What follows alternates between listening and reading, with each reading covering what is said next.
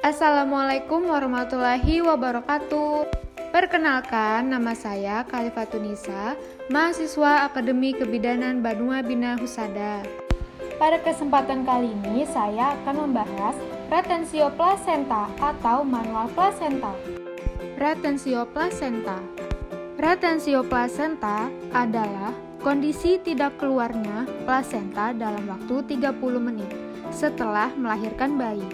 Kelainan ini adalah komplikasi langka yang hanya mempengaruhi sekitar 2 hingga 3% dari semua kelahiran yang terjadi. Suatu tindakan intervensi kepada ibu bersalin yang bertujuan untuk melepaskan plasenta dari tempat implantasinya dan mengeluarkan dari kafum uteri secara manual. Tindakan ini dilakukan jika plasenta tidak lahir secara spontan dalam waktu lebih dari 30 menit setelah bayi lahir dan sudah dilakukan injeksi oksitosin pertama dan kedua. Beberapa faktor resiko retensio plasenta atau manual plasenta.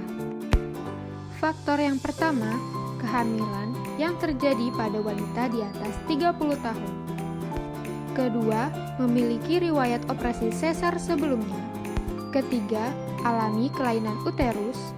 Keempat, memiliki riwayat retensio plasenta pada persalinan sebelumnya. Kelima, mengalami persalinan prematur yang terjadi sebelum minggu ke-34 dari kehamilan. Keenam, perbedaan waktu yang lama antara persalinan pertama dan kedua. 7. Melahirkan bayi yang lahir mati. Gejala-gejala retensio plasenta atau manual plasenta. Tanda-tanda paling terlihat dari gangguan ini adalah tertinggalnya plasenta saat melahirkan. Plasenta yang ada tidak dikeluarkan dalam waktu 30-60 menit. Gejala umum yang paling umum dirasakan adalah kehilangan darah secara tiba-tiba dan alami perdarahan yang mengancam nyawa.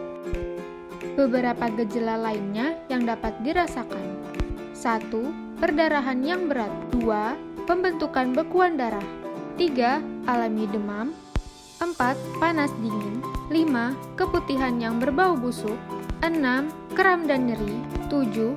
Alami infeksi. Persiapan penolong. 1. APD lengkap. 2. Bak instrumen terdiri dari sarung tangan panjang 1 pasang, sarung tangan pendek 1 pasang, klem atau koher, spuit 3 cc dan jarum suntik. 3. Tensimeter. 4. Bengkok atau near beacon. 5. Infuset. 6. Wadah plasenta. 7. Kateter dan penampung air kemih. 8. Wadah berisi larutan klorin 0,5%. 9. Wadah berisi air DTT. Prosedur, persiapan alat, dan penata laksanaan. 1. Memberitahukan kepada pasien atau keluarga tentang tindakan yang akan dilakukan. 2. Menyiapkan peralatan yang akan digunakan dan meletakkan pada daerah yang mudah dijangkau. 3. Mencuci tangan sebelum melakukan pertolongan. 4. Memakai APD lengkap. 5. Mengatur ibu dalam posisi dorsal recumbent di tempat tidur. Berikan sedatif dan analgetik melalui karet infus. Pastikan infus terpasang pada pasien. Ini adalah contoh video tindakan retensio plasenta atau manual plasenta. Pasang kateter untuk memastikan kandung kemih kosong. Memegang tali pusat yang telah dijepit dengan klem, kemudian menegakkan tali pusat dengan tangan kiri sejajar lantai. Kemudian tangan kanan dimasukkan secara obstetrik ke dalam kafum uteri dengan mengikuti tali pusat hingga menyentuh serviks.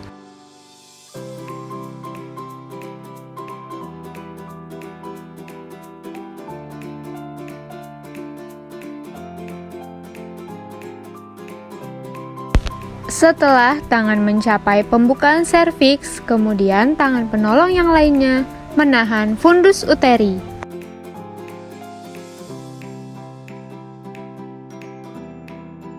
Lalu membuka tangan obstetrik menjadi seperti memberi salam. Sambil menahan fundus uteri, masukkan tangan ke dalam kavum uteri sehingga mencapai tempat implantasi plasenta.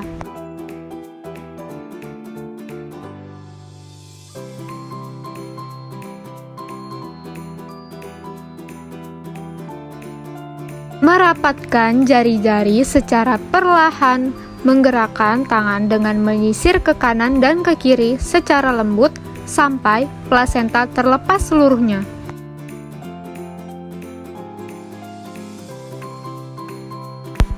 Setelah itu, lahirkan plasenta dengan tangan kiri penolong menahan korpus uteri di suprasimpisis.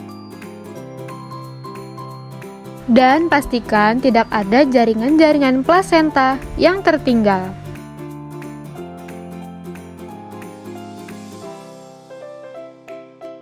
Jika plasenta tidak lengkap, maka lakukanlah pengerjaan yang tadi dan bersihkan sisa-sisa plasenta yang tertinggal. Kemudian, jika plasenta sudah keluar semua dan tidak ada yang tertinggal, maka lakukanlah masase uterus.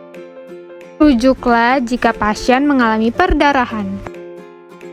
Memeriksa jalan lahir untuk mengidentifikasi jika terjadi robekan. Dan jika terjadi robekan, maka lakukanlah penjahitan. Setelah itu, membersihkan dan merapikan ibu memakai air DTT dan membantu ibu memakai pakaian bersih jika perlu. Setelah itu, dekontaminasi alat bekas pakai dan sarung tangan panjang ke dalam larutan klorin 0,5% dan direndam. Yang terakhir, mencuci tangan setelah melakukan pertolongan. Sekian penjelasan dari saya. Semoga ilmu yang kita dapat bermanfaat.